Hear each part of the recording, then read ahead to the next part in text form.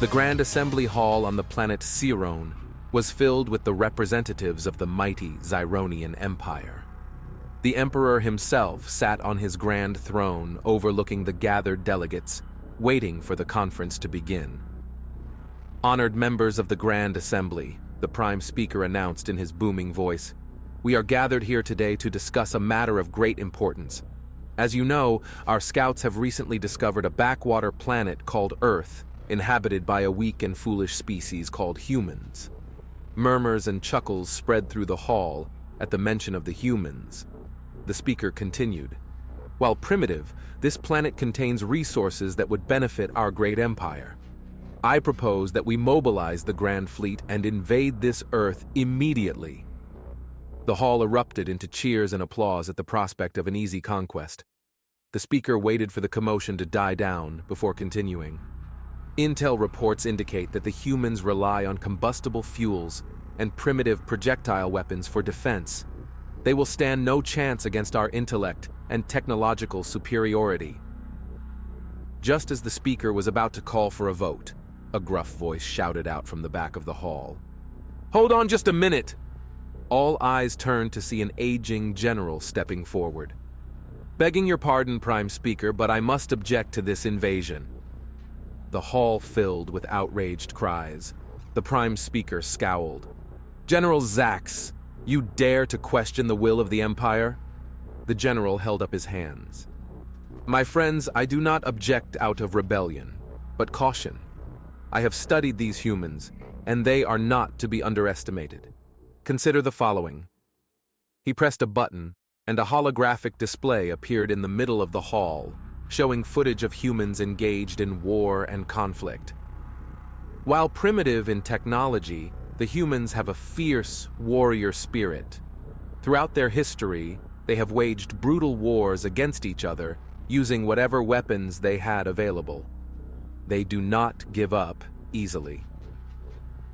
The footage changed to show humans enduring harsh environmental conditions, frigid Arctic winds, sweltering deserts, punishing jungle terrain. Their home planet subjects them to extreme climates, yet they survive and adapt. They would not fold quickly to occupation. Next, the display showed humans building settlements, gaining knowledge, developing innovations. They are tool makers, inventors, thinkers. Given time, they could take our technology and use it against us. And though divided by nations and tribes now, if presented with a common enemy like ourselves, they would unite against us.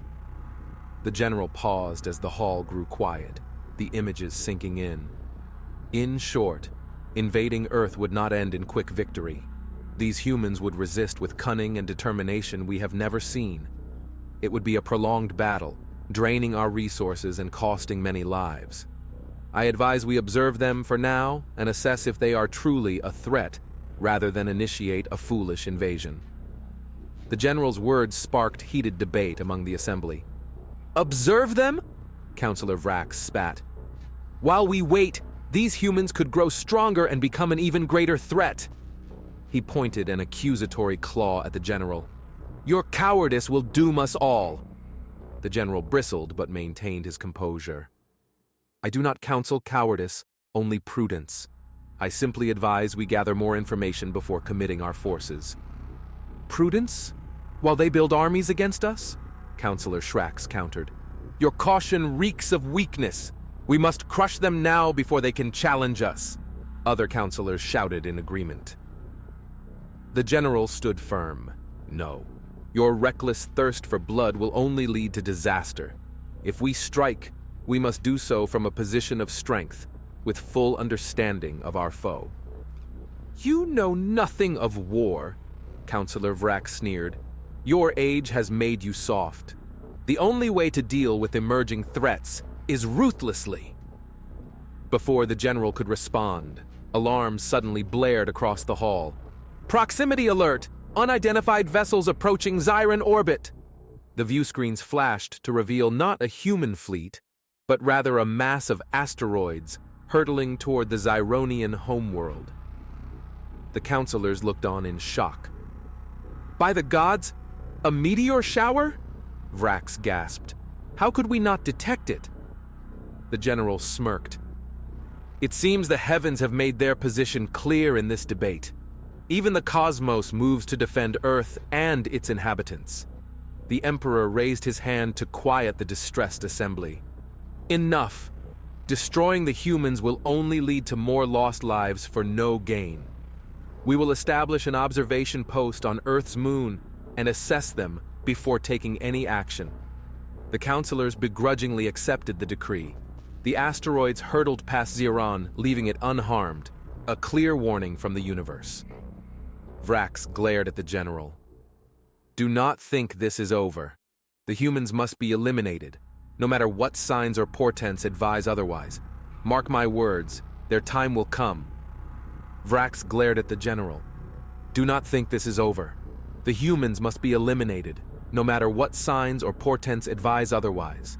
Mark my words, their time will come. The general met Vrax's icy gaze unflinchingly. On that we agree, Counselor. Humanity's time will come, but it will be a time of their choosing, not ours. Turning to address the whole assembly, the general continued. We have borne witness to the human spirit. Resolute, daring, and ingenious. Though we see them now in their infancy, they have potential for greatness. Perhaps in time, as partners rather than enemies. Murmurs rippled through the hall. The Emperor nodded thoughtfully. You propose an alliance, then, rather than invasion? Yes, Your Eminence. Instead of seeking their destruction, we can nurture their growth and learn mutually from each other, the general replied. Together, we may achieve things neither could alone. The Prime Speaker scoffed. And how do you propose we approach them? They know nothing of us. The general smiled. I have already made overtures. Human satellites detected our scout ships. I established rudimentary communication to convey our peaceful intent. He entered commands on a console, bringing up footage of human scientists tentatively returning contact under the banner of mutual exploration. You see? For all their impulsiveness, they wish to learn of the wider universe as much as we do. They are ready for first contact. Vrax slammed his fists down. Lies! These humans cannot be trusted. They will infect the purity of our empire with their savage ways. The general held his ground. With respect, Counselor, you let old prejudices cloud your judgment. Their society has faults, yes, but also virtues worthy of cultivating. He's right, an elder counselor said. This new species deserves a chance, as all young civilizations once did. Vrax seethed at the dissent. You are all fools. The humans will be our doom unless we exterminate them first. With that, Vrax drew an illegal plasma blade and leapt at the general. The old soldier reacted quickly, pulling a ceremonial dagger to block the attack. Sparks flew as Xeronian turned against Xeronian over humanity's fate. The Emperor's guards rushed to intervene, but Vrax had rage and youth on his side. He savagely kicked the general down before raising his blade for the kill.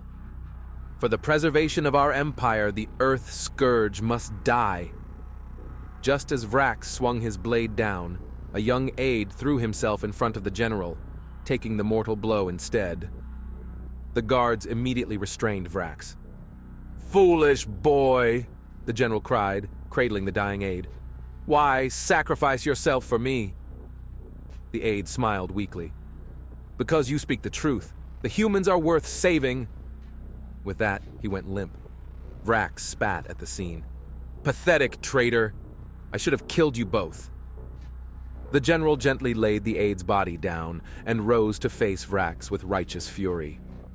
Your pointless hatred has claimed an innocent life. I vow on my fallen comrade's blood. This madness ends now. Turning to the Emperor, the general knelt solemnly. Your Eminence, I humbly pledge myself as ambassador to Earth. I will go to the humans and forge a lasting peace between our peoples, or die trying. The Emperor placed a hand on the general's shoulder. Rise, noble guardian of life. You shall have your chance. He then motioned to the guards. As for Vrax, cast him out. His warmongering shall plague us no more." Vrax cursed and screamed threats as he was dragged away.